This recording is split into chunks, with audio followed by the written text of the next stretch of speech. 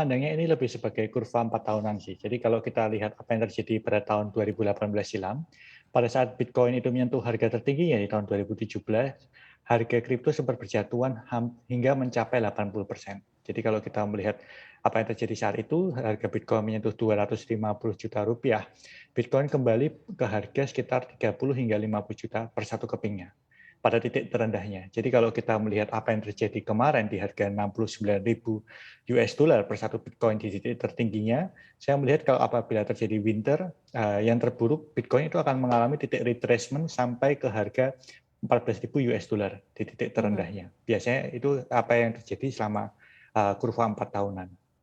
Berarti Anda lihat ini masih cukup wajar penurunan ini begitu ya, dari posisi yang tadi Anda katakan sebagai patokan di Bitcoin gitu ya. Anda melihatnya begitu Pak Oskar? Betul. Karena ini sudah terjadi 2 kali dan ini yang ketiga kalinya.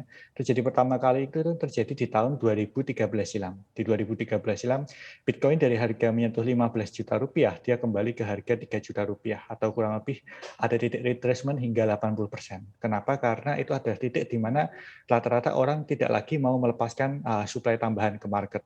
Ya, jadi kalau kita lihat di harga tertinggi Bitcoin kemarin tahun 2021 silam, harga Bitcoin itu kan sempat menyentuh di harga 69.000 US dollar per satu Bitcoin. Berarti kalau kita anggap titik final terendahnya itu 80% adalah di harga 14.000 US dollar. Harga sekarang itu masih harga yang cukup baik, tapi masih bisa untuk turun lagi apabila beberapa orang melepaskan supply dalam jumlah besar. Oke, ini masih cukup wajar terjadi dan ini posisinya adalah yang ketiga kalinya. Jadi sudah pernah terjadi sebelumnya dan kembali lagi, kemudian sekarang juga ada tekanan dan tampaknya juga diprediksi akan kembali lagi ya. Kalau dari Anda Pak Nailul, Anda melihatnya seperti apa nih dengan kondisi market cap kripto di bawah 1 triliun US dollar nih, Anda melihatnya seperti apa Pak Nailul? Iya, Mbak, jadi kalau kita lihat memang ini market cap dari cryptocurrency ini kan hampir 50% itu dipengaruhi sama Bitcoin ya, Pak Oscar ya. Nah, kita akan melihat bahwa pergerakan Bitcoin ini pasti akan mempengaruhi dari pergerakan harga koin lainnya gitu kan. Nah, ini kalau bisa kita bilang memang kalau Bitcoin ini dia sampai sekarang ini ke menurut data Coin Market Cap itu sampai di harga 20.000 gitu. Nah, ketika tadi Pak Oscar bisa sampai 14.000 itu ya berarti memang sudah diprediksi ya sama Pak Oscar dan kawan-kawan yang memang terlibat di dalam bisnis koin kripto, dan ini bisa dibilang bahwa ya hampir semua market gitu kan ya, bukan cuman market kripto aja, tapi juga terpengaruh oleh liquidity ataupun rencana dari The Fed untuk menaikkan suku bunga gitu. Nah, ini yang jadi ini juga sih Mbak. Jadi ada alternatif lainnya, alternatif investasi lainnya. Kayaknya pasar lebih memilih untuk menaruh uangnya di perbankan gitu, bukan Mhm. di investasi seperti saham ataupun kripto. Makanya harganya jatuh. Oke, jadi bentuk diversifikasi ya atau aset alokasi atau karena memang kekhawatiran pasar yang cukup besar terkait mengenai perekonomian global yang semakin memanas, Pak Nailul?